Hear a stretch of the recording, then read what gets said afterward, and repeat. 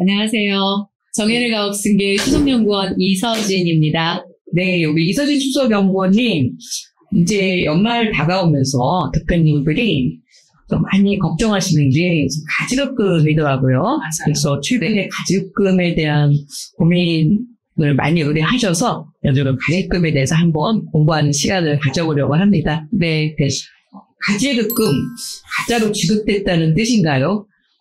이제 그게 가지급금이 가짜일 수도 있고요. 임시라는 표현으로도 임시 가짜라고도 쓰거든요. 근데 결국은 어쨌든 가장 중요한 거는 증빙 없이 인출된 금액이다.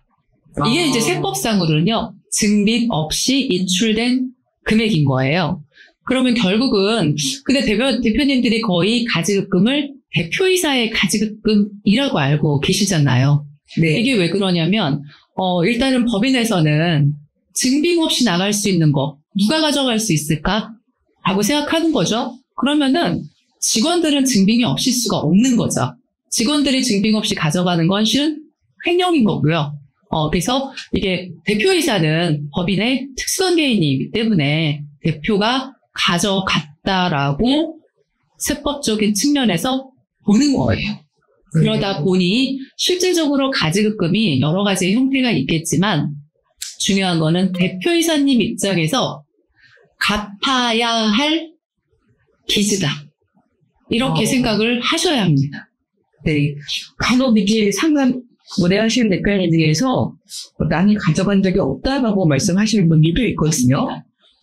네, 그러면 가지급금이 생기는 원인은 뭐예요? 가지급금은 정말로 여러 가지 시기 그리고 형태로 발생을 하더라고요. 그래서 저희가 이제 업체 미팅을 하다 보면 이 가지급금이 지금 얼마 정도 있는데 이 역사를 거슬러 가보는 거죠. 그러면은 첫 번째로 발생하는 사례는 어쨌든 시기적으로 창업기 때 발생하는 경우들도 있습니다. 창업기 때 자본금을 1억이든 2억이든 설정을 할 때 넣어야 되는데 실은 직장을 다니다가 새롭게 이렇게 창업을 하시는 대표님들이 자금이 또 충분치 않으신 경우들도 많이 있거든요. 이럴 경우에는 빌려서 잠시 넣었다가 바로 갚아버리는 가장납입의 형태들도 간혹 있으실 수 있고요. 그렇지 않더라도 그거에 유사한 형태로 해서 자본금을 형성할 때 생긴 경우, 그러니까 초창기 때부터 역사가 오래된 거예요. 그 부분은 또는 증자를 하실 때 개인이 실은 주주들이 돈을 넣어서 증자를 참여를 해야 되는 게 원칙인데 그렇지 않고 그냥 법인 돈으로 세금만 내고 하다 보니 거기서 또 맞지 않는 어떤 가지급금이 또 발생을 하기도 하더라고요. 그리고 만약의 경우에 다른 법인을 인수할 때 이때 또 잘못 인수를 하셔서 가지급금까지도 덤으로 인수를 제대로 가격을 치르고서 했는데도 불구하고 향후에 보니까 가지급이 있어서 이렇게 잘못 사는 경우 여러 가지 형태들이 이 자본금을 통해서 생기기도 합니다. 그리고 그 다음에 이제 시기적으로 보면은요, 법인이 이제 어느 정도 성장을 하면서 실은 매출을 좀 늘리려고 굉장히 많이 노력을 하시잖아요. 그러니까 그런 과정에서 발생할 수 있는 일종의 리베이트, 이런 부분들도 일정 부분 있으실 수 있고요.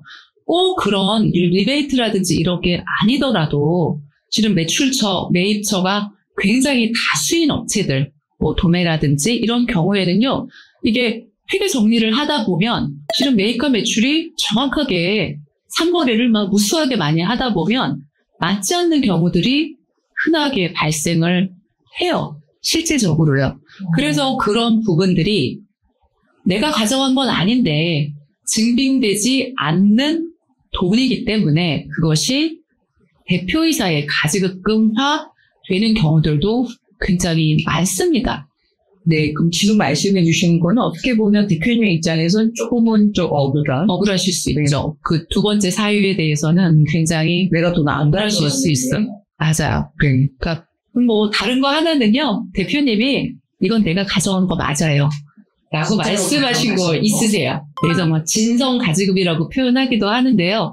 그 부분은 회사 이제 잉여금들이 어느 정도 10억, 20억 정도 쌓이시고 난 다음에는 항상 이제 대표님들께서 좀 집을 구입을 하든 또는 뭐 뭔가를 부동산, 자산에 대한 매입 욕구가 정말 여기서부터 이렇게 차오르시더라고요. 그래서 그 부분 때문에 실은 뭐 잔금 처리용이라든지 집에 대한 어떤 뭐 분양을 받았는데 잔금을 처리해야 되는데 뭐 한 4억, 5억 정도가 부족하다. 이런 경우에 뭐 은행 차입을 하는 것보다 오히려 그냥 법인에 돈이 잉여금이 쌓여있는 경우는 거기서 그냥 좀 잠시 인출한다고 생각을 하시는 거예요. 처음에는 잠시 인출을 했다가 본인 돈으로 넣어야지 라고 생각을 하시는데 실질적으로 이게 상환을 원금을 상환하는 것은 쉽지가 않은 거예요. 그래서 영업행위를 하면서 또 이렇게 진짜 가지급이 발생을 하는 경우들도 많이 있습니다. 이게 이제 개인적인 걸로 회사에서 돈을 빌려가는 거는 좀 위험할 수 있을 것 같아요. 근데 과거에는 이제 흔하게 있었던 일이긴 한데, 이 부분은 이제 명확하게 회사에 차입을 하시는 것을, 원래 이제 가지급금이 진정 단기 채권안에 이게 장기로 되면 단기 채권으로 안 볼 수도 있을 것 같아요. 맞습니다. 그러니까 단기 대여금이라고 명확하게 써 있거든요. 그러니까 가지급금 같은 경우는 우리 회사 그 세무조정계산서를 보면 재무상태표에 자산으로 잡혀 있고요. 그다음에 주주이면 주임종 단기 대여금이라고 명시가 되어 있습니다. 그래서 이거 이꼬르 대표이사의 가지급금이라고 우리가 쉽게는 말을 하는 건데 요거가 단기이기 때문에 실은 1년 안에는 갚아야 하는 거예요. 근데 얘를 계속 못 갚잖아요. 혹여라도 세무조사 시에 큰 문제가 발생을 하는 거고요. 이 단기 대여인데 계속 못 갚아. 계속 누적되는 거. 우리 대표님들이 가장 걱정하시는 부분이 실은 그거예요. 일정 부분은 얼마라고는 알고 있는데 못 갚기 때문에 계속 누적이 되는 거거든요. 그래서 이게 뭐 법적으로는요. 혹여라도 문제가 생기는 경우는 그냥 우리가 약간의 페널티를 먹는 게 아니라 정말 횡령으로 볼 수 있고요. 혹여 그게 내가 가져간 게 아니다라고 해도 세법의 입장에서는요. 누가 가져갔는지 불분명한 경우는 아까 처음에 말씀드렸잖아요. 누군가가 불분명한 경우는 대표이사의 가지급으로 보기 때문에 그거를 가져가진 않았지만 관리를 소홀히 했다라는 부분으로 해서도 대표이사의 가지급으로 인정이 되는 거예요. 그래서 이 부분은 그럼 뭐냐면 배임이 되는 거거든요. 그래서 법으로 따지자면 굉장히 무서운데 배임, 횡령에 걸리는 부분이에요. 이게 큰 금액이 장기로 계속적으로 있는 경우에. 네, 그래서 갚으셔야 되는 거죠. 무서운 거예요. 잘 모르시는 분들은 무슨 개명령이나 내 회사에서 내놓을 거 있는데 이렇게 생각하실 수도 있지만 우리 수석연구원님 얘기 들어보니까 이게 세법과 증권에서 본다면 배임이나 횡령까지도 갈 수 있기 때문에 그냥 집에 가지급금은 빨리 전업을 하셔야 될 것 같습니다. 그리고 저희가 이제 상담을 하다 보면은 제조업에서 특히나 이제 가지급금이 좀 많이 발생하는 케이스는요. 고용 유지를 해야만 하는 상황에서 또 발생을 합니다.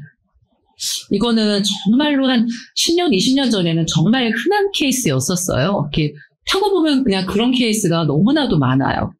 뭐냐면 요즘에 대한민국 중소기업에서 실은 제조업 직원들 중에 거의 외국인 노동자의 비중이 정말로 높습니다. 그 중에 실은 불법적이긴 하지만 불법 체류자들도 있을 수 있고요.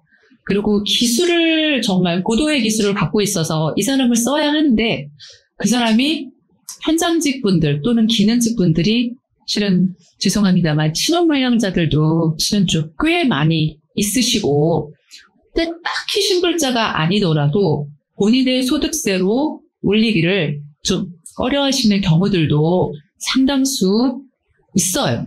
현장에 가보면. 그래서 그런 경우들이 좀 있기 때문에 제조업 입장에서는 직원은 고용해야 되는데 저 사람이 기술력이 좋고 불량률이 적은 경우에 저 사람을 써서 얻을 이익이 더 많다. 라고 생각하면 그분을 고용을 해야 되거든요. 그런 경우에 실질적으로 소득세 신고를 못하고 대표님께서 임금을 지급하는 경우들도 저는 다시 봤습니다. 가급적 그걸 하지 말라고는 말씀을 드리고, 10년 전에 비해서는 요 근래에는 이 소득세 신고에 관련된 부분을 대표님들께서 그래도 명확하게 인지를 하고 계셔서 점점 케이스가 줄어들고는 있지만, 지금도 현장에서는 발생을 할 수밖에 없는 그런 구조를 갖고 계신 법인들도 상당수 있다라고 봐요.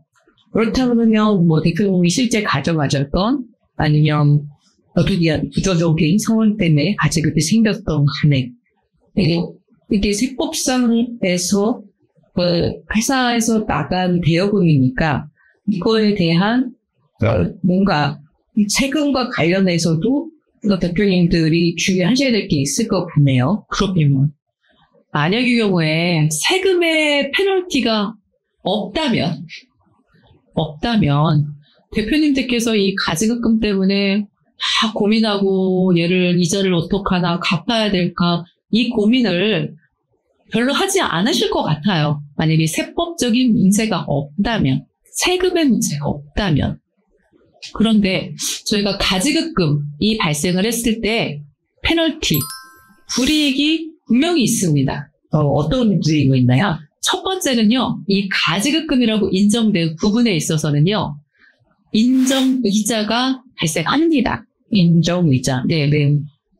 당연히 아까 대표가 가져간 돈으로 보기 때문에 가져갔어. 그렇기 때문에 쉽게 생각하면 그거예요. 대출을 받으면 이자를 내야 하잖아요. 이자를 받아야 되는 거예요. 법인 입장에서는요. 그런데 특수관계, 아까 말씀드렸잖아요. 그냥 우리가 은행에서 차입을 하면 은행에 이율이 있어요. 회사의 신용도에 따라서 발생하는 이율이 있고, 이것도 이제 그 연도에 발생하는 기본 공시 이율이라는 것도 있고, 우리 법인의 상황에 맞춰서 또 해당하는 이율이 있습니다. 그런데 그게 아니잖아요. 이게 형태가 언젠지 어떻게 될지 모르는 거 증빙이 안 되는 돈이 다 가지급금화 됐을 경우에는요, 대표가 특수관계이기 때문에 세법에서는요, 이익을 줄 수 있다라고 생각을 하고요. 이거에 대한 거를 부당행위 계산 부인이라는 규정을 통해서 이자율이 정해집니다. 그 이자율은 시장 이율이에요. 시장이율. 시장이율이 도대체 뭘까? 첫 번째로 원칙은요, 시장 이율이라 그래서 가중 평균 차입 이자율입니다. 원칙은 가주라고 그러면 그 기업이 차입하는 작은 맞습니다. 평균 차입 이자율이에요. 네. 이게 원래는 가지급금의 이자율의 원칙입니다. 요새같이 금리가 높을 때는 평균이 꽤 높을 것 같은데요. 금리가 높아졌을 때는 더 높으실 수 있고요. 혹여 낮았을 때는 더 낮을 수도 있는 거예요. 그래서 업체마다 제가 이제 상담을 하면서 쭉 세무조정계산서에 가지급금 인정이자를 보면 어떤 회사는 4.6% 이렇게 계산이 되어 있는 부분도 있고요. 어느 회사는 어떤 경우는 2.8%, 어느 가지급은 4.8%, 어떤 가지급은 4%, 이런 식으로 이자율이 좀 다르게 명시가 되어 있는 부분들도 있습니다. 네. 그래서 이거는 어떤 경우냐면요. 그러니까 가중평균 차입 이자율이 명확하게 어느 시기에 가지급금이 발생했다는 게 명확하면은 그 시기에 차입 이율로 정하는 거예요. 그래서 그때 이자율을 명시를 할 수 있습니다. 근데 대부분의 우리 법인들은요, 당좌 대출 이자율, 지금 현재 24년도 현재 4.6%입니다. 이 부분으로 대부분은 계산해요. 근데 이게 당좌 대출 이자율이 실제로는요, 지금은 4.6%지만 제 과거에는요 6.9%였었어요.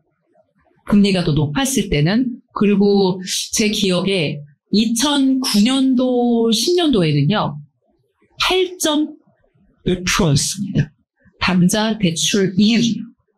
근데 지금은 어쨌든 몇 년 전부터 저금리로 떨어진 상태였었을 때 형성이 돼서 지금은 현재 당좌 대출 이율이 4.6%인 거예요. 그래서 네, 기업에 따라서 뭐 당좌대출 이자율이나 가중평균 차익 이자율 그 중에서 요리한 걸로 선택도 할 수 있나요? 맞습니다. 네. 그래서 원래 선택을 해서 본인 법인에 유리한 걸로 할 수 있고요. 제가 말씀드렸잖아요. 원칙은 당좌대출 이율이 아니라 가중평균 차익 이자율이다. 그런데 대부분의 법인, 90% 이상의 법인이 이 당좌대출 이율로 그냥 쉽게 생각하시는 경우가 많거든요. 그러니까 이 이유는 뭐냐면 아까도 얘기했지만 수시로 언젠지 모르게 가지급금이 막 수시로 발생을 하잖아요. 그렇기 때문에 이게 시점을 명확하게 잡아서 금전 소비대차를 쓰거나 이런 경우가 아니기 때문에 대부분의 기장세무사님들께서 요거를 우리가 이제 결산 신청을 할 때 당좌대출 이자율로 적용을 하겠다라고 신청을 하시는 경우가 거의 70%에서 한 90% 정도가 된다고 합니다.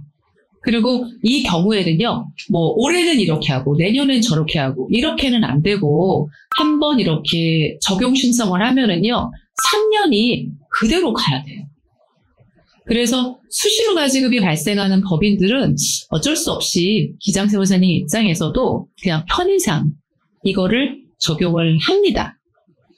근데 뭐 다른 거 하나는 만약에 우리가 이제 차입 이자율이 좀 낮아요. 그래서 그거를 뭐 3.5% 이렇게 계약서를 쓰면서 실제로 뭐 4억 내가 빌려갈 때 진짜로 빌려갈 때죠. 그러니까 빌려갈 때 차입 이자율을 계산해서 썼어요. 그런데 5년이 되도록 얘를 못 갚을 수도 있잖아요. 원금 상환이 안 될 수도 있거든요. 그러면은 그 시점에 다시 당좌대출 이율로 전환이 됩니다. 전환이 됩니다. 그래서 우리 법인이 만약에 이율이 낮게 대출을 쓰고 있다라고 하면 금전 소비대차 계약서를 써서 5년 이전에 갱신을 하는 형태로 가게 되면 이 인정이자도 조금은 줄일 수 있는 팁이 있습니다. 네. 건설이나 뭐 이런 회사들의 대부분 가지급이 많잖아요. 네, 뭐 30억, 40억 내는 회사도 있거든요. 네. 뭐 이런 회사들은 낮았을 때 대출을 받았다고 한다면 차이가 많이 있겠네요. 그렇죠. 그냥 무심히 그냥 4.6% 이렇게 하는 것보다는 뭐 신용도가 좋은데도 가지급이 큰 금액으로 발생하는 업체들도 꽤 많거든요. 이제 그런 경우에는 조금 신경을 쓴다면 아까 제가 말씀드린 금전 소비대차 계약서를 쓰면서 5년 이내에는 내가 쓴 그 이율로 적용을 받을 수도 있기 때문에 우리 회사의 그 대출 이율, 평균 이율이 어느 정도인지를 한번 보셔서 그거를 고려해 보시는 것도 하나의 팁일 거예요. 대신에 이제 수시로 이 업체 구조상 자잘한 거며 큰 거며 그냥 뭐 너무나도 많이 발생을 한다라고 하는 구조를 갖고 있다라고 하면 그냥 편하게 당좌대출 이율로 그냥 신청을 해서 계산을 하시는 게 편하시긴 할 겁니다. 네, 원래 그렇게 활용하고 안 되겠지만 맞습니다. 그래서 말씀드린 대로 이렇게 인정이자가 그러면 기본적으로 그냥 4.6%다라고 그냥 쉽게 생각을 하면은요, 불이익, 어느덧 우리 회사에 쌓인 가지급이 예를 들어 5억이다. 그럼 인정이자만 2,300만 원. 10억이다. 라고 하면 인정이자만 4,600만 원인 거예요. 이게 매년입니다. 매년. 그래서 이 인정이자를 이제 그러면 이제 내셔야 되는 거잖아요. 이자라는 거는 상환을, 그러니까 대출이자도 매달 갚건, 매년 갚건, 이렇게 갚아나가야 되는 게 이자거든요. 그러면은, 첫 번째로는 이걸 이제 이자 상환에 있어서는 대표님이 직접 이 이자만큼을 상환을 하시는 거죠. 이자를 네. 하시는 게 첫 번째. 그러면 대표님이 이자를 냈지만 법인에는 어차피 받았잖아요. 네. 이게 외부로 나간 돈이 아니라. 그렇죠. 그러면 뭐, 물론 이제 대표님 개인 소득이라 좀 아깝긴 하시겠지만, 어쨌든 다른 데가 아니라 법인이 가졌는데 이렇게 생각하실 수도 있을 것 같아요. 맞습니다. 네. 그래서 내가 만약에 이자를 넣거나 이자로 그냥 계산되는 부분은요, 실질적으로 대표님은 이게 페널티라고는 하지만 어차피 그 이자를 내서 우리 내 법인에다가 넣는 거거든요. 그래서 여기까지는 이게 뭐 명확한, 완벽한 불이익이야? 뭐 그냥 괜찮은데? 이 정도면 뭐 페널티가 과히 세지 않은데? 그러게요. 이렇게 예. 순순히 이제, 채무 당국 입장에서는 그대로는 안 넘어갈 것 같은데. 맞습니다. 네. 그래서 이자를 입금해요. 그럼 어차피 법인의 수익으로 또 잡혀요. 그래서 장부상 이자를 내가 넣지 않은 경우에는요, 장부상 미수이자. 못 받는 이자. 예, 그렇죠. 이자 수익인데 못 받은 걸로 일단은 장부에다가 올립니다. 근데 이제 그 다음이 문제인 거예요. 이 이자는 어쨌거나 연 단위로 매년 발생하는 이자이기 때문에 1년 안에 입금이 안 됐을 경우, 이게 문제예요.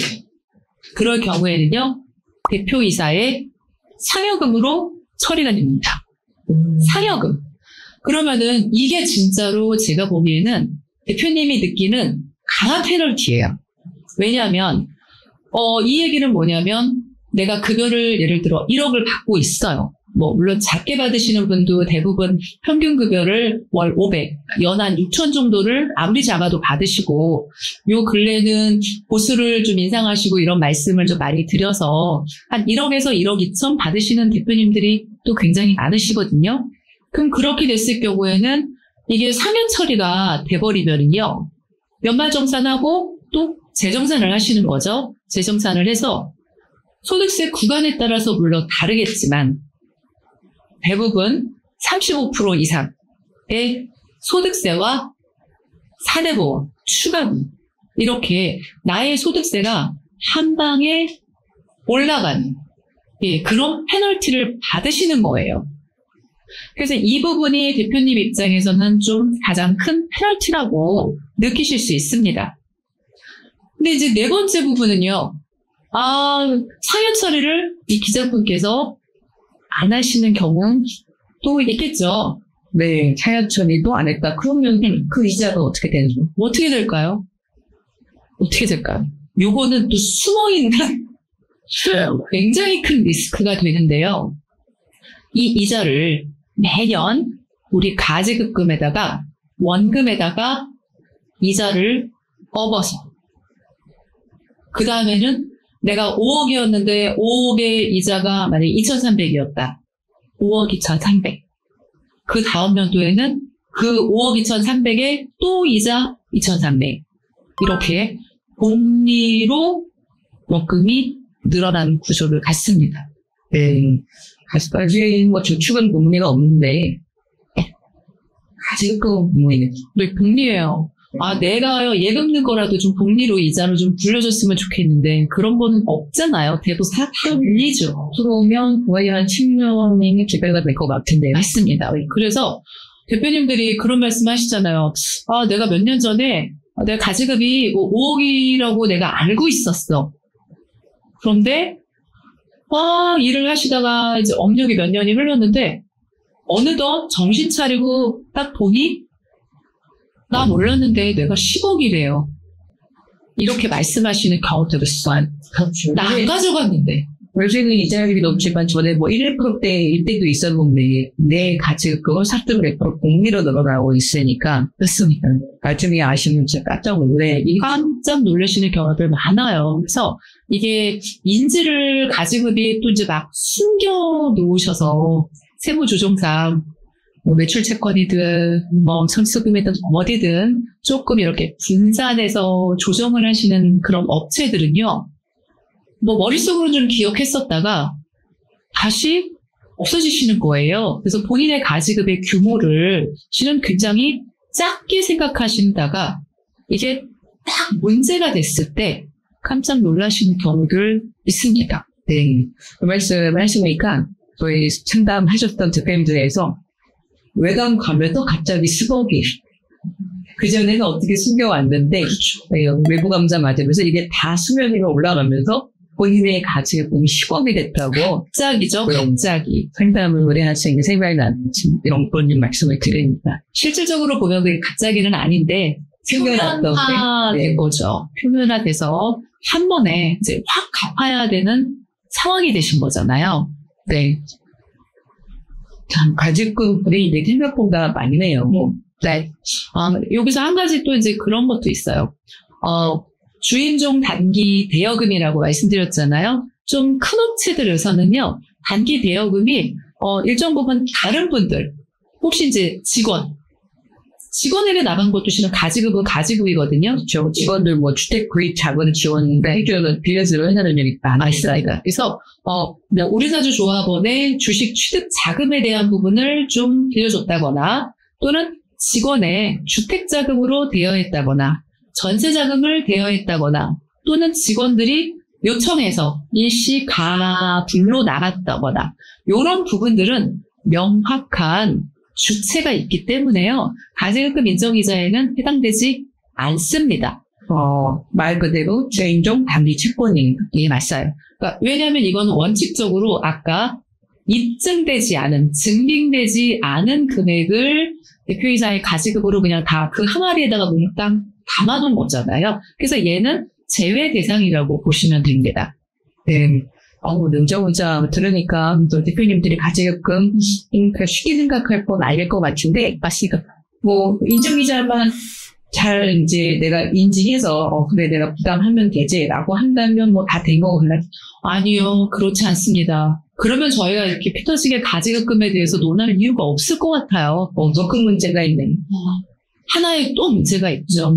왜냐하면 가지급금에 대한 인정이자 그거 말고 또 다른 불이익은 뭐냐면 대표님들이 잘 인지하지 못하시는 부분이기도 합니다. 어떤 거냐면 이건 법인의 페널티라고 보시면 되는데 이거는 의미 아니라 법인 입장에서 법인의 페널티입니다. 법인이 예를 들어 부채가 있어서 이자를 내고 계실 수 있거든요. 뭐 기업이라면 차입을 하죠. 맞습니다. 그래서 차입금에 대한 이자를 은행에다가 내고 계실 수 있어요. 뭐 어디다가도 뭐 실버에다가 내든 아니면 은행에다가 내든 뭐 기술평가에다가 내든 그 이자율에 대한 이자를 내고 계신다면 그 이자는 원래 법인에서요 비용 처리예요. 그러니까 손익계산서에 보면은 이 이자 비용을 대출에 대한 이자 비용을 저희는 다 송금 처리한다고 표현합니다. 그러니까 비용으로 떨어줘요 원래. 근데 이 손익계산서에 있는 이자 비용이 비용 처리되지 않습니다. 어느 만큼? 가지급금의 인정이자만큼. 이자는 내가 냈는데 회사가 대출을 빌려 쓴 거에 대한 이자를 손익 처리 안 해주는 이유는 뭐예요? 왜냐면 이게 언뜻 이건 정말 부당하다고 생각이 될 수 있거든요. 그런데 세법에서는 이거예요. 법인의 비생산적인 자금 활용을 규제하는 거죠. 그래서 총 자산 중에 업무 무관 자산, 이 업무 무관 자산에 실은 이 가지급금이라는 게 들어가는 거예요. 그래서 이거를 가지고 있다면 해당 비율만큼은 이자 비용 중에 비용 처리를 안 해줍니다. 이걸 그러니까 쉽게 설명을 하면은요, 이런 거죠. 만약에 대표이사한테 가지급이 예를 들어 10억이 나가 있어요. 근데 이 10억이 나가 있지 않다면, 법인에 그 돈이 있다면 대출을 따로 차입하지 않아도 되는 거. 이렇게 생각할 수도 있고요. 대표이사에게 나간 차입금이 이게 내보낸 금액만큼 그 돈을 하기 위해서 대출을 받았다라고도 생각을 하는 거죠. 그렇게 생각할 수 있겠네. 예. 그래서 이 업무무관 자산에 대한 어떤 이런 것들에 대한 이자율은 인정하지 않는 거예요. 대표한테 나간 가지급은 우리가 영업행위를 하기 위한 대출이 아니다라고 보는 거죠. 그래서 우리가 실제로 대출받은 이자율조차도 그 이자조차도 비용 처리를 받지 못합니다. 그러면 이중고라고 보시면 돼요. 10억이라고 말씀하셨는데 4,600만 원이 그러면 인정이자가 되고 물론 은행이자는 다를 수도 있겠지만 똑같이 4,600이라고 계산을 하면 9,200만 원. 그럼 이 4,600이 원래 비용 처리가 되면 뭐 법인세율에 따라 다르지만 20%라고 작게 법인세를 거의 이제 한 920만 원 정도 안 낸 거를 네. 이거 비용 처리 못 받으니까 그냥 쎄로 더 내는 거죠. 920만 원이 네, 맞습니다. 그래서 금액이 호주스럽게 커지네요. 네, 맞아요. 이 금액이 그리고 뭐 매년 딱 멈춰져 있지 않잖아요. 그렇기 때문에 인정이자, 그 다음에 인정받지 못하는, 비용 처리받지 못하는 금액 해서 거의 약 1억이라는 돈이 법인의 또 수익으로 잡히기 때문에 이 불이익이라고 보는 겁니다. 세 번째, 법인세를 더 내십니다. 아까 이자가 비용 처리 못 되는 거 말고 또 이제는 이자는 처리도 안 해주면서 또 가지고 받은 이자는 또 수익으로 잡히니까 네. 그만큼 아까 그럼 10억 기준이면은 920이 아니라 2배네요. 9,200. 9,200에, 그렇죠. 9,200만 원에 대해서 법인세를 내기 때문에 약 1,800만 원 정도의 법인세를 더 내는 결과치가 나오는 겁니다. 많은 대표님들이 내가 내는 인정이자를 그래도 좀 아시는데 법인에서 이렇게 손해보는 거는 잘 모르시는 것 같아요. 맞아요. 대부분 대표님들께서 이 결산을 할 때 법인세는요, 그냥 세무사가 그냥 결산해서 얼마 내세요 라고 하면 뭐 크게 잘못된 거나 이런 것만 잡지, 이런 것까지는 실질적으로 정밀하게 잘 모르세요. 그래서 뭐 입금 산입되는 거, 손금 산입되는 거, 그러니까 비용 처리를 더 받는 거, 그다음에 입금 못 받고 입금 산입이 돼서 내가 실제로 영업을 해서 이익이 남는 단기 순이익이라는 게 있잖아요. 이익이라는 게 있잖아요. 그 이익에서 우리 세금을 내는 게 아니거든요. 세금은 내가 영업 활동을 통해서 이제 비용 처리 다 하고 난 다음에 남는 이익이 있어요. 근데 거기에서 또 비용 처리를 못 받는 게 입금 산입이라고 해서 실무조정상에서는 얘를 다 합쳐서 사업소득을 다시 한번 평가를 해서 그걸로 과표로 잡아요. 그래서 이 부분이 거의 1억 정도 되는 거가 입금 산입이 된다고 말씀드렸잖아요. 그래서 내 영업의 이익 플러스 이거가 플러스 돼서 법인세가 부과가 되는 거예요. 그러면 거기한 장면이 2억밖에 이익이 안 났는데 그럼 2억에 대해서 이제 뭐 지금은 2% 그렇죠? 그러니까 2억 미만이니까 그 세금만 이제 계산을 하고 1,800 정도 하고 있었는데 빨리 이건 가지급금이 보통 한 2억 있었어. 그러면 추가로 법인세 나오는데 이거는 대표님이 교회 보험수가 대표님이 났습니다. 네. 이게 이자만 들어도 손실이 워낙 크기 때문에 페널티가 지금 보니까 뭐 2종, 3종 이렇게 주는데 그렇다면 우리가 원금을 빨리 갚아야 되잖아요. 네. 그러니까 지금까지는 이자만 얘기했어요. 네. 원금 상환을 해야 되는데 이 부분은 대표님들이 어떻게 준비를 해야 될까요? 참으로 원금 갚아야 되는데 실은 이렇게 보면은 현장에서 보면요 경각심이 별로 맞아요. 없는 경우들도 많으시거든요. 그래서 저는 한번 생각해봤어요. 왜 이렇게 안 좋은 부분을 많이 갖고 있는데도 대표님들께서 이렇게까지 가지급을 키워 오셨을까? 경각심이 좀 덜했을까라고 저만 생각을 해보면 은행처럼 원금 상환에 대한 압박이 없기 때문이에요. 이게 상환을 만약에 뭐 1년 이내에 꼭 갚아야 된다라고 계약서를 쓴 은행이 있다라고 하면 그때 못 갚으면 정말 식은땀 나시겠죠. 그것 때문에 뭐 불철주야 그 돈을 어디서라도 또 빌려서 갚을 거잖아요. 왜냐하면 상환 압박이거든요. 그런데 이 상환을 누가 요청해야 되냐? 법인에서 빨리 갚아. 이렇게 요청을 압박을 줘야 되는데 내 법인이잖아요. 그래서 압박을 주지 않는 거예요. 그리고 이제 세법에서도 실질적으로 이 원금에 대해서는 어느 시기가 도래하기 전까지는 세무조사를 받거나 외감을 가기 전까지는요, 이자를 계속 정당하게 내고 있다면 정말 당장 안 갚았다고 해서 어디서 막 쳐들어오는 게 아닌 거죠. 실은 그래서 이게 원금 상환이 안 되고 계속 이게 빚이 늘어가는 결과가 제가 생각할 때는 그게 가장 큰 것 같아요. 그렇다면 원금 상환의 데드라인, 안 갚으면 안 되는 상황, 이 부병이 도래할 거거든요. 그때가 돼야 이제 갚아야 되는구나. 큰일 난 거죠. 그때가 언젠가요? 그때가 언제냐면 제가 보기엔 몇 가지로 볼 수 있는데요. 첫 번째로는 퇴직입니다. 그러면 퇴직. 대부분 이제 임원으로서의 특수관계가 해제가 되는 거죠. 그러니까 특수관계이기 때문에 이 가지급이 대표이사 거로 보기 때문에 이 가지급을 반드시 상환하는 시점은요. 특수관계가 해지되는 그 시점이라고 보셔야 돼요.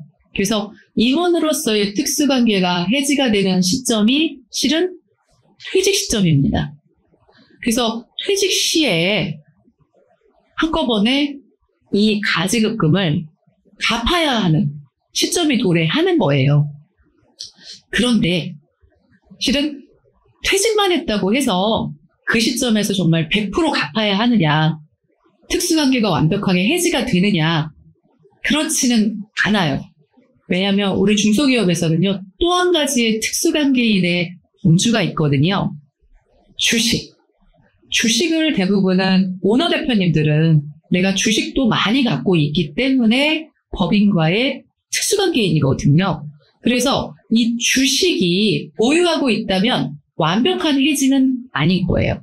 그래서 주식을 처분하는 시점이 완벽한 특수관계가 해지되는 시점이라고 보시면 됩니다. 그러면 의외로 이제 요거는 그렇게까지 걱정하실 부분은 아닐 수도 있겠네요. 그래서 해지 시점도 대표님이 잡을 거고, 대부분 다 주시니까. 네네. 그래서 자꾸 이거를 밀어놓는 게 아닌가라는 생각도 실은 들어요. 네. 이거는 그렇게 위험해 보이진 않은데, 정말 또 위험할 때가 있을까요? 위험할 때 있죠. 왜냐면 이제 그 퇴직이라든지 주식 처분이라든지 이런 부분들은 내가 시기를 고려할 수 있습니다. 맞습니다. 시기를 고려할 수 있고, 상황을 봐서 퇴직금 같은 경우는 정말 그래도 한 몇 억대 되는 이런 퇴직금을 가지고 현금 없이 상계 처리도 실은 가능하잖아요. 상계 처리가 가능하죠. 그런데 이제 내가 만약에 어찌할 수 없는 상황, 이 부분은 실질적으로는요, 무고시. 이거는 내가 정말 예측하고 준비할 수 없는 상황인 거예요. 그래서 이거라는 거는 정말 갑자기 상속이 발생하는 부분이잖아요. 그래서 그런 경우에 이 가지급금이라는 거는 뭐 다른 대표에게, 뭐 다음 대표에게 넘어가거나 이럴 수가 없어요. 내가 있을 때 발생한 가지급금은 오롯이 내가 갚아야 하는, 무슨 일이 있어도 갚아야 하는 거기 때문에 이게 갑자기 준비 없이 도래했을 때는요, 정말로 그 가족이 어떤 형태를 통해서든 이걸 법인의 가지급금을 일부는 퇴직금으로 상계 처리하고, 그럼에도 남는 부분이 있다면 갚아야 되고요. 그거를 못 갚을 경우에는 어떻게 된다? 그 배임 횡령에 대한 부분이 여전히 남아 있게 되는 거거든요. 그리고 더더군다나 문제는 이 가지급금에 대한 부분은 실은 자산으로 지속적으로 결산에 올라가져 있기 때문에 이 상속 시에 주식이 넘어갈 때, 이게 대표님 입장에서는 실은 부채인데 빚이잖아요. 갚아야 할 빚이라고 했거든요. 근데 빚인데도 불구하고 이 주식 가치에는 자산으로 계속 잡혀 있었던 상황이라서 주식 가치가 생각보다는 많이 높은 상태예요.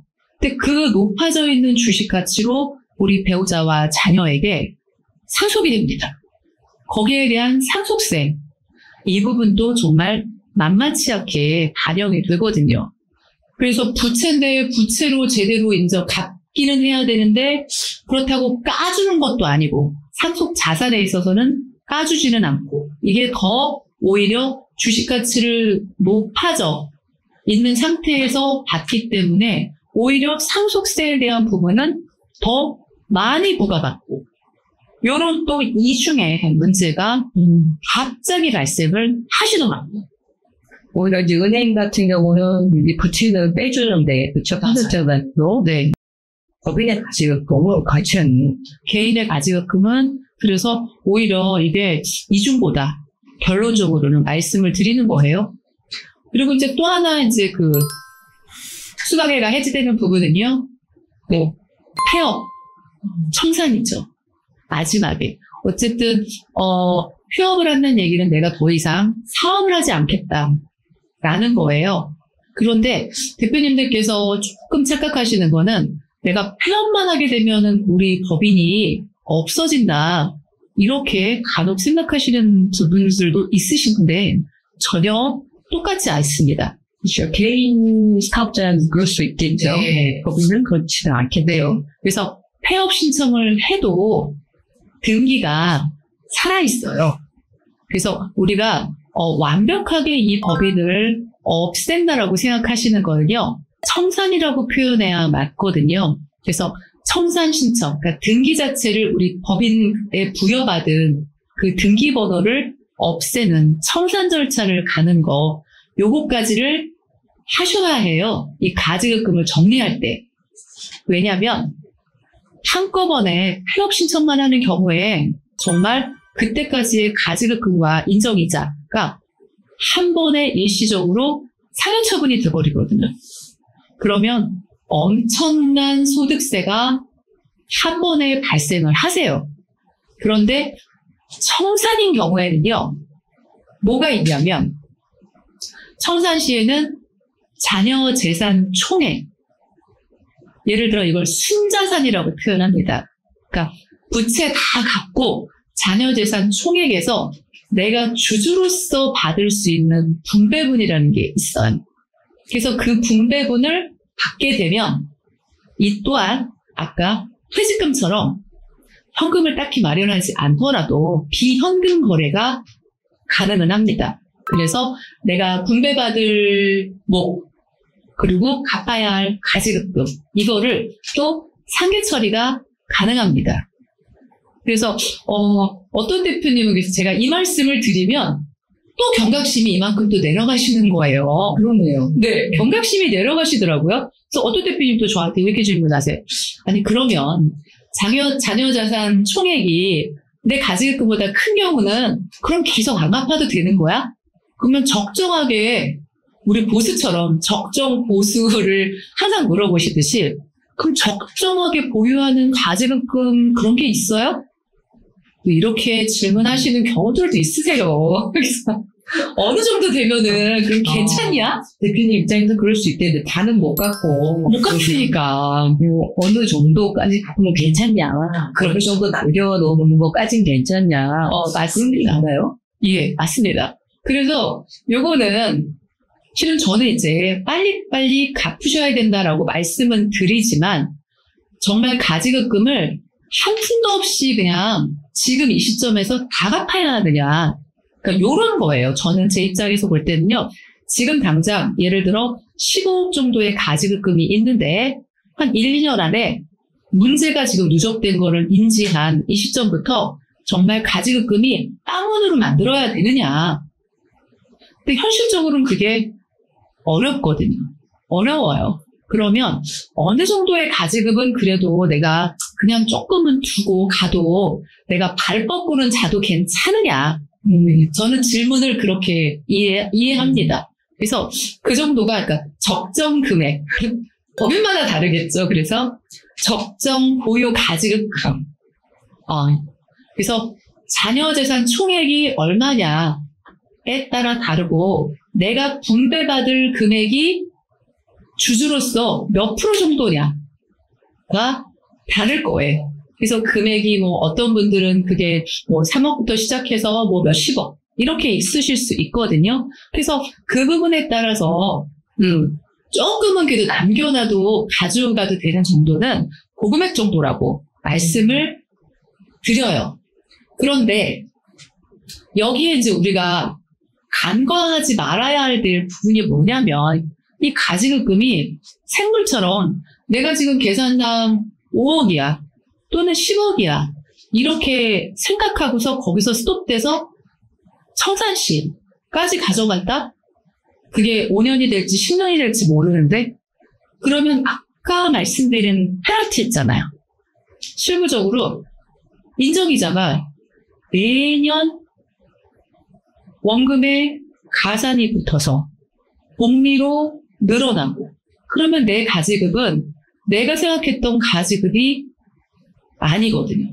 그래서 이 가지급금에 대한 부분은요. 5억이 어느덧 7억, 어느덧 10억 이렇게 쌓이게 되는 구조를 갖고 있기 때문에 저는 아까 제가 말씀드린 그 부분을 강하게 머릿속에 넣지 말아라 라고 말씀드려요. 왜냐면 그런 게 있다. 그래서 가지급금을 정말 제로로 만들지 않으면 두 발 뻗고 못 자냐. 이거는 아니다.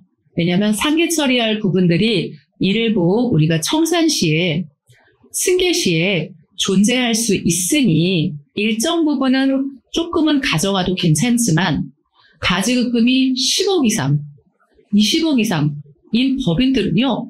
그거를 생각해서 계속 가져간다? 이거는 말이 안 되는 거예요. 근데 상계 처리가 된다 하더라도 소득세는 존재하는 거죠? 당연히 존재합니다. 왜냐하면 상여처분 되고요. 마지막에 청산 시에는요. 이게 뭐냐면 배당소득세입니다. 배당소득세이기 때문에 종합소득세에 들어가겠죠. 당연히. 그래서 세금이 금액이 크면은요. 50%. 그러니까 내가 현금은 못 받았는데 세금세를 내야 된다. 승리를 좀 심각한 문제네. 심각합니다. 그래서 한꺼번에 이걸 상여처분 받거나 한꺼번에 배당소득화 됐을 때 물론 상계처리 뭐 그건 좋아. 그런데 세금의 폭이 어마무시해지는 거예요. 그래서 뭐 계속 불려나가는 것보다는 실은 매년 늘어나지 않도록 관리하는 거. 이것도 굉장히 중요하고요. 방법이 있다면 일정 부분 몇 억 정도씩은 까나가는 거 굉장히 중요합니다. 네. 그러면 이거를 이제 가지급금을 해결을 해야 된다는 건 이제 대표님들 느끼셨을 텐데 이제는 이제 방법도 이제 자세히 모르시는 대표님들도 제일 중요한 게 일본에서 또 세금. 네. 법인이 돈을 많아. 근데 나는 돈이 없어. 내가 갖고 나오려도 세금 때문에 못 갖고 나와. 이렇게 말씀하시는 분이 대부분이죠. 현실적으로 그렇습니다. 좀 세금 좀 적게 하면서 이렇게 해결할 수 있는 방법이 없나요? 네. 그래서 저희가 이제 컨설팅을 진행을 하는 거는 의뢰가 오시는 것도 그게 포인트라고 생각을 합니다. 네. 가지급금을 갚으려고 하는 의지가 대표님들 입장에서 없으신 건 아니에요. 근데 뭐 조금씩 뭐 방법을 써서 뭐 했는데도 불구하고 계속 커져가니 그래서 실은 의뢰를 하십니다. 그럴 경우에는요. 몇 가지 정말 여러 가지 방법이 있는데 방법을 논하기 이전에는요. 각 법인마다 실은 가지급금의 원인이 다를 수가 있거든요. 그래서 그 원인파부터 먼저 합니다. 원인을 알아서 그게 어떻게 해서 발생된 가지급인지를 먼저 알아야 실은 세금이 완벽하게 없이도 할 수 있고요. 완전 저율로 할 수 있는 어떤 방법들이 도출이 되거든요. 그래서 각 법인마다 이제 그 부분 먼저 좀 깊은 상담을 먼저 진행을 하고요. 그리고 한번 갚아서 일시상환을 몇 억 정도를 꺼들여도 내년 발생하는 회사들도 구조상 있으세요.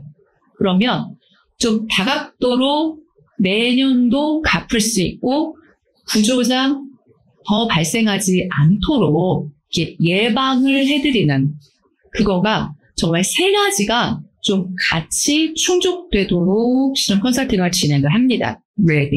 해결할 수 있는 솔루션이 여러 가지인데, 네. 이게 가지급금 발생 원인에 맞춰서 솔루션이 들어가야 됩니다. 네, 맞습니다. 구체적으로 어떤 방법들이 있나요? 그래서 주로는 첫 번째, 그러니까 기본 중에 기본이에요. 급여 설계. 첫 번째로 먼저 실행합니다. 그래서 급여 설계라는 거는 매년 이제 대표님께서 받고 계시는 급여가 있으신데 대부분 보면 4대 보험료 때문에 적게 받고 계시는 대표님들 많으세요. 연봉 6천만 원 받으시는 대표님들이 실은 제일 많다라고 여러 번 말씀드리잖아요. 근데 그거 갖고 다 생활이 다 되세요?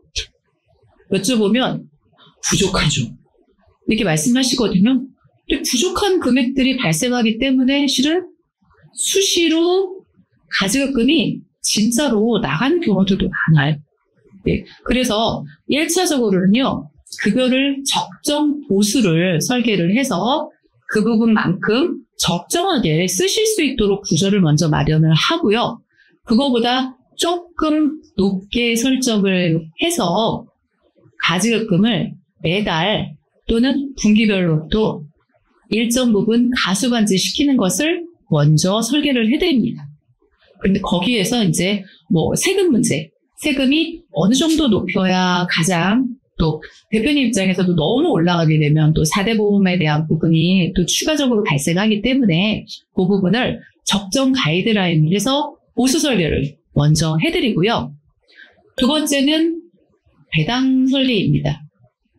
그래서 주주 잉여금 환원 정책 중에 기본이잖아요. 그래서 배당 설계 중에서 이 부분을 대표이사의 지분율이 100%라 그러면 뭐 실은 배당을 원활하게 실은 잘 못 받으시기도 하잖아요. 그래서 그래도 기본적으로 한 2천만 원 정도는 배당을 아주 적게는 2천만 원.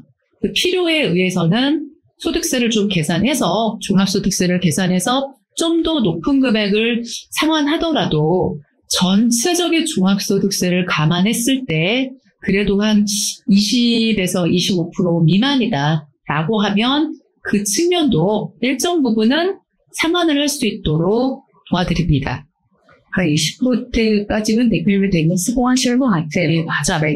근데 본인의 소득세를 일정 부분 이렇게 사업소득을 생각을 해보면 20% 정도면 어느 정도 괜찮다라고도 생각을 하세요. 네. 이 급여와 배당은 적절하게 섞어서 좀 할 필요가 예, 맞습니다. 그래서 급여만 무작정 올리느냐. 물론 이제 이런 건 있을 수 있어요.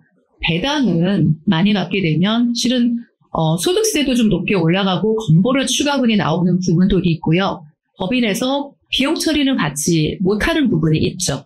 근데 급여는 상승을 뭐 1억 5천, 1억 8천 정도까지 하게 되더라도 실은 소득세가 우리가 이제 그 빼주는 부분들이 워낙에 많고 그리고 법인 입장에서는 또 그것 또한 4대 보험료 추가분, 본인의 소득세 추가분 이런 부분들까지도 비용 처리가 되기 때문에 법인세는 낮아지는 부분이 있거든요. 그래서 이거를 좀 종합적으로 보셔야 돼요.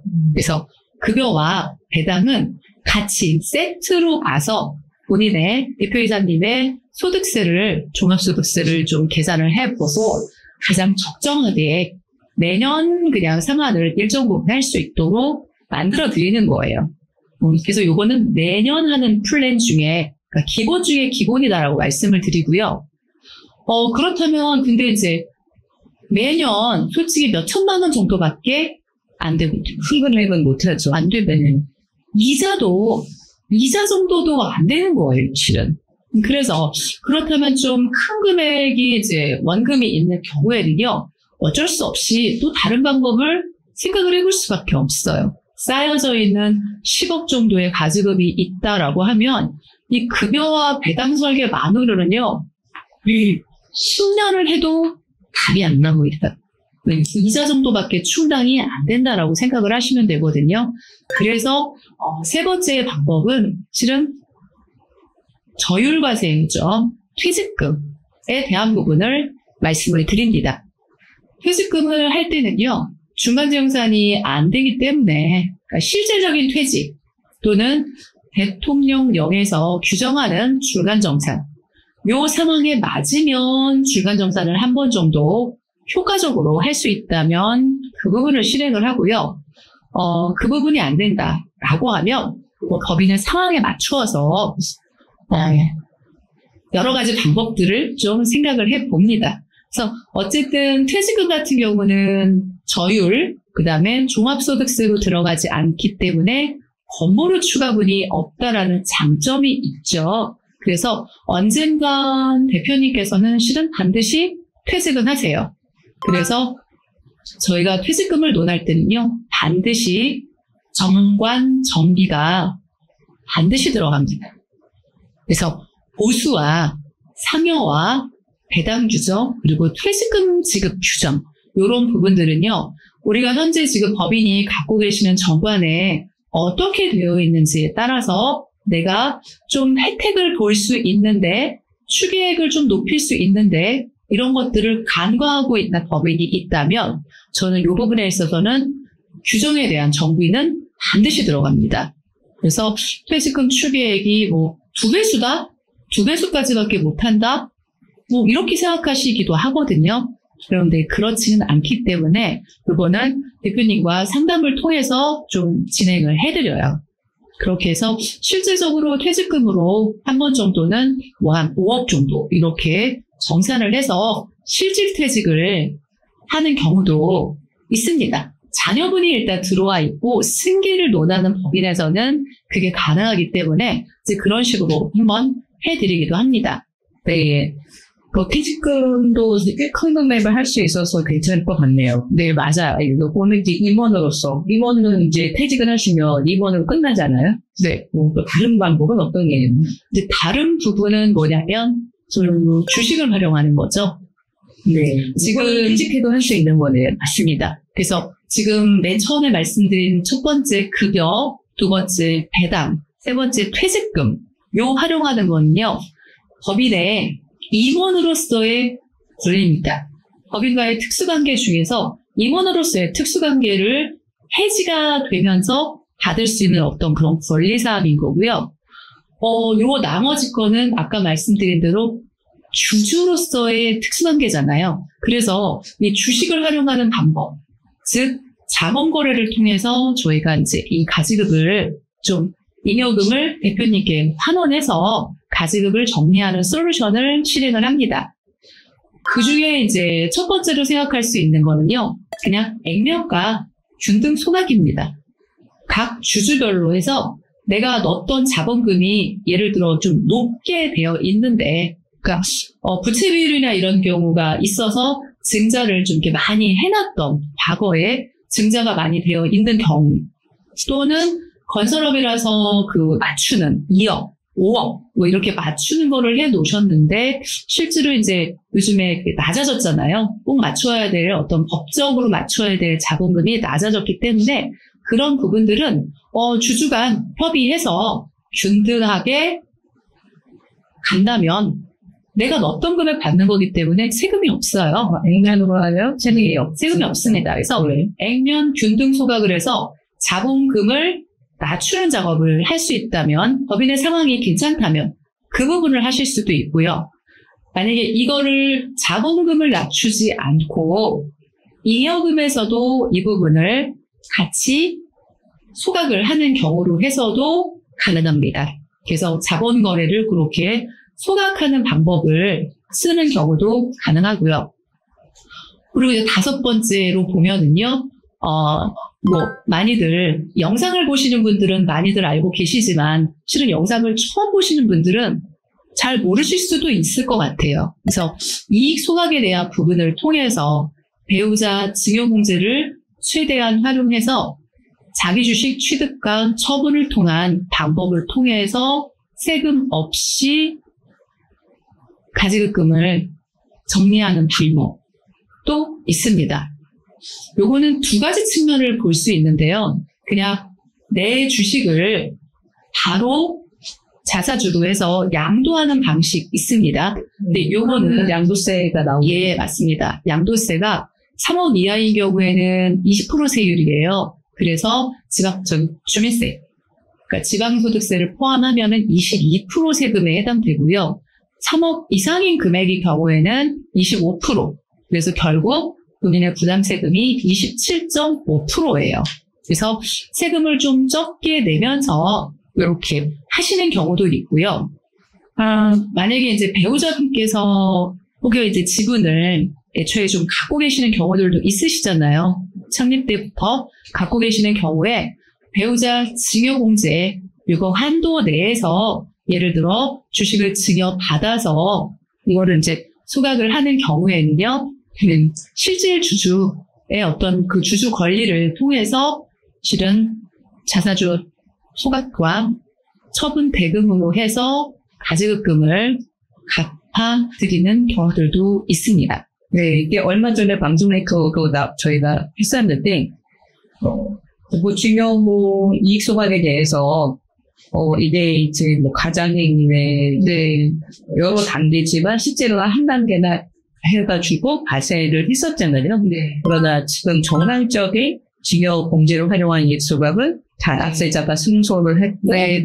최근에 5번에서까지도 납세자가 승소를 했습니다. 그래서 대표님들이 이런 세금 없이 하는 방법을 무조건 활용을 하시는 게 좋을 것 같아요. 좋을 것 같아요. 근데 단 2025년도부터, 그러니까 내년부터예요. 내년부터는 어쨌거나 이 주식을 이동을 할 때 반드시 좀 지켜야 할 사항이 내년부터는 세법 개정안에 들어가 있습니다. 네, 그러니까 예를 들어 부인 거를, 그러니까 배우자 거를 나한테 만약에 주식이 만약에 예를 들어 6억이 증여를 받았다. 그런데 그 주식을 내가 이동할 때, 그러니까 팔거나 처분을 할 때는요, 반드시 1년 보유 기간 이후에 주식 이동을 하셔야 세금이 없습니다.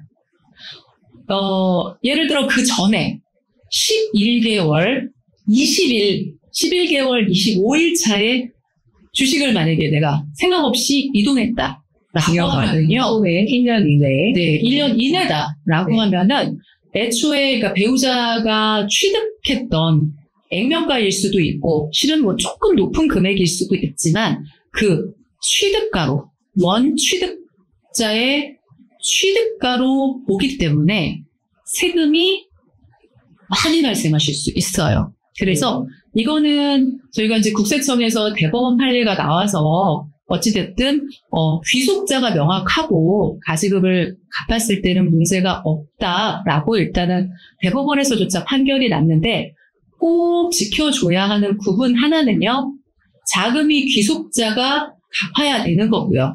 다른 사람 거를 또 받아서 갚는 행위는 이제는 하시면 절대 안 되는 거 알고 계시잖아요. 그리고 또 한 가지는 보유 기간을 반드시 1년은 넘겨주셔야 가능합니다. 세금 없이 가능합니다.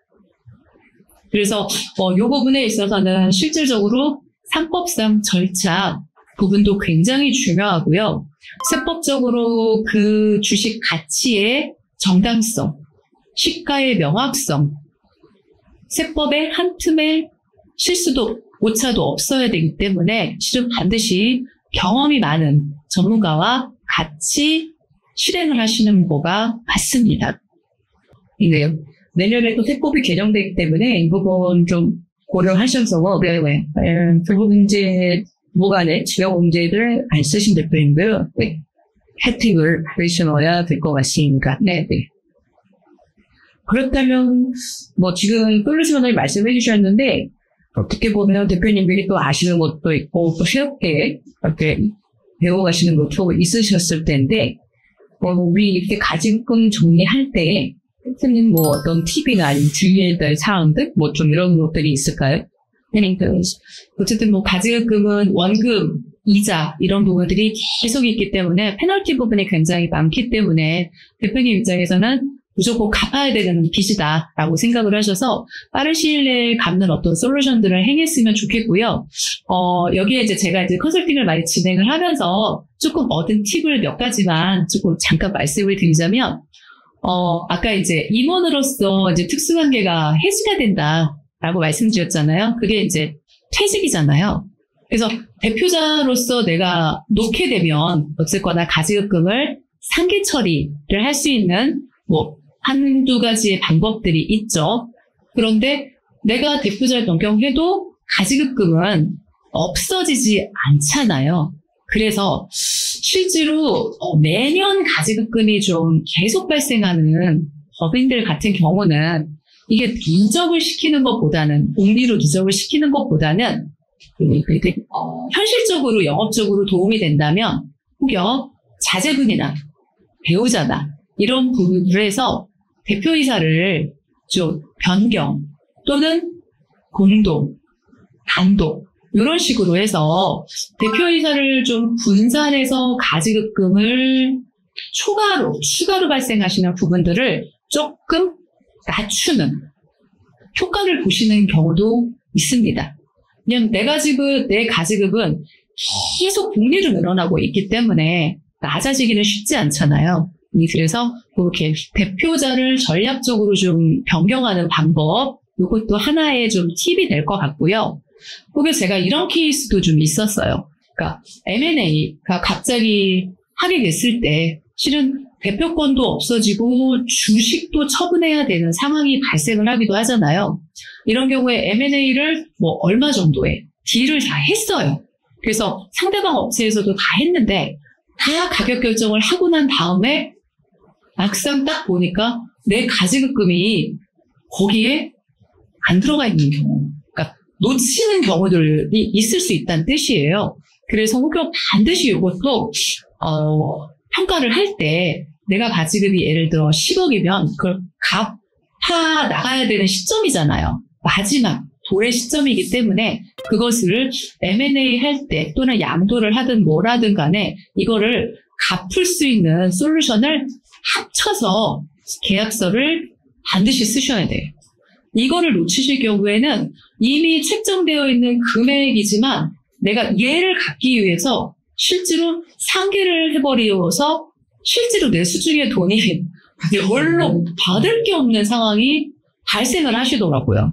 그러니까 몇십 년에서 이거를 정말 피와 살이 돼서 했는데 넘길 때는 그래도 왜 10억, 20억이라도 내 수중에 남아야지 이게 파는 효과가 있는 건데 정말 다 탈탈 털어서 다 상계를 하고 나면 없으면 이걸 왜 팔아요? 그렇죠?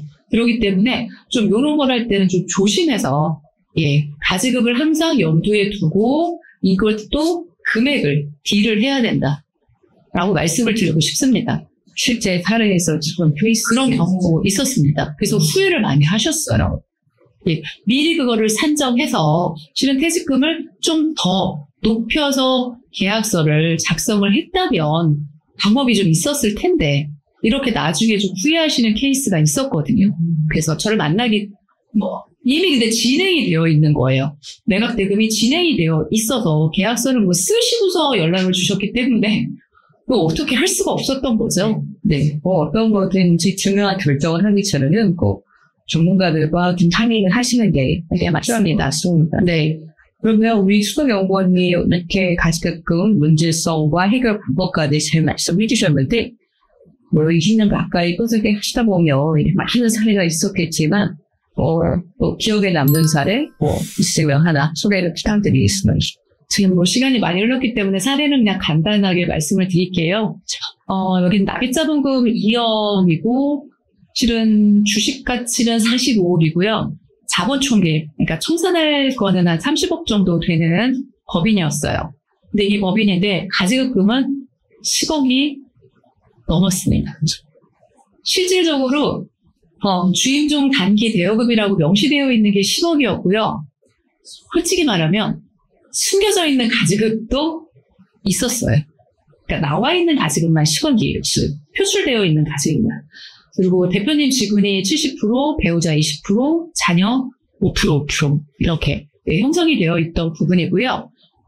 이 법인의 가지급은 좀 여러 가지 사유들이 있어서 발생을 누적된 15년 동안 발생이 된 건데 실질적으로 대표님이 이건 진짜 내가 가져간 거예요 라고 말한 가지급이 2억이 있었고요.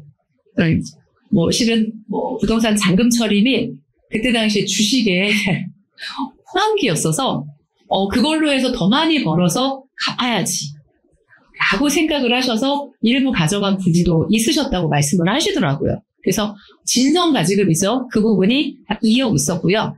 그리고 이제 나머지는 그냥 업력에서 이제 여러 가지 사유에 의해서 발생한 가지급금이에요. 그래서 저는 이 회사에서 한 3년에 걸쳐서 실은 표출된 가지급은 정리를 해드렸습니다. 첫 번째로는 급여가 500만 원이셨는데 실은 급여를 좀 1000만 원 정도로 합리적인 급여로 인상을 시켜드렸어요.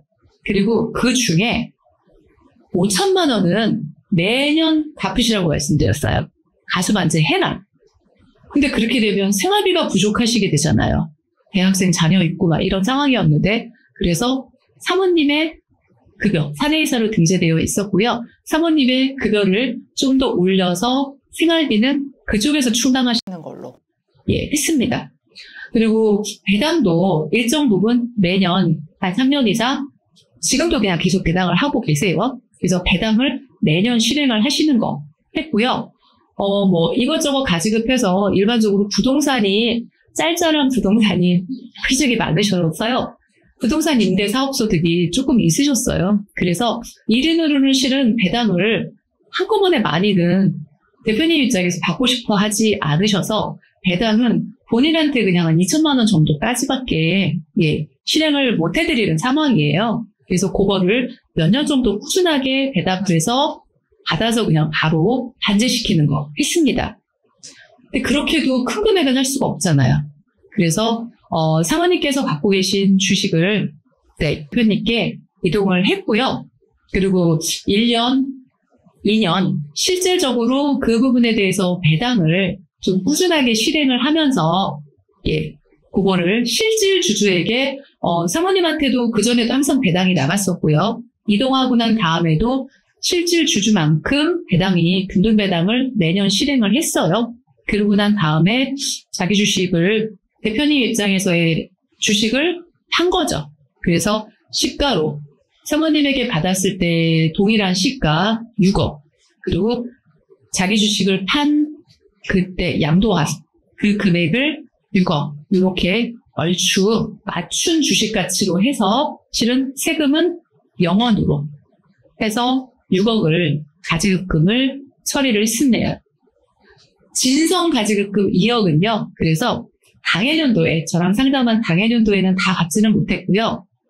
실제로 주식 투자를 좀 하셔서 이익이 좀 남은 금액을 실은 좀 갚으셨어요. 갚으시고 해서 한 3년 정도로 해서 10억 가지급금이 해결이 됐습니다. 네, 수억이라는데 상당히 큰 돈인데, 어쨌든 이제 우리 수억 연권을 만나서 조직거래인 가지급금 안 갚았으면 4,600만 원씩 귀속. 이점은 진짜 법인은 법인대로 끝날 때가 있었을 텐데, 대표님 입장에서는 수익 고민거리가 획득날이네요. 네. 마지막으로 우리 대표님들께 또 다음의 말씀, 오늘 내용 정리해 주시면서 부탁드리겠습니다. 네. 대표님, 오늘 이제 가지급금에서 내가 가지급금을 많이 갖고 있으면 받는 페널티, 불이익에 대해서 오늘 말씀을 좀 드렸고요. 억울하신 대표님도 있겠지만, 어쨌든 세법에서는 법인의 특수관계인인 대표자가 가정한 걸로 다 보고 페널티를 부과를 하기 때문에 그거를 피해가실 수는 없어요. 그래서 이 부분을 정말 전문가랑 같이 만나서 과도하게 쌓여져 있는 가지급금이 있다면 일부는 수출 작업을 통해서 해결을 하시고 그리고 매년 또 발생할 수 있는 가지급들이 있다면 그거를 최소화하는 방법들을 좀 꾸준하게 장기적으로 실행해 나가는 것이 반드시 필요합니다. 그래서 그런 부분들 저희가 이제 의뢰를 주시면요. 충분한 상담을 통해서 우리 법인에게 정말 유리한 부분, 그다음에 대표님의 요 세금 법정에 대한 부분을 해소를 해드리도록 하겠습니다. 네, 20년 가까이 대표님들 곁에서 대표님들의 고민거리를 해결해 주신 임서진 수석연구원님께 상담을 원하시는 대표님들은 영상 하단에 상담 신청을 남겨주시기 바랍니다. 네, 감사합니다. 네, 감사합니다.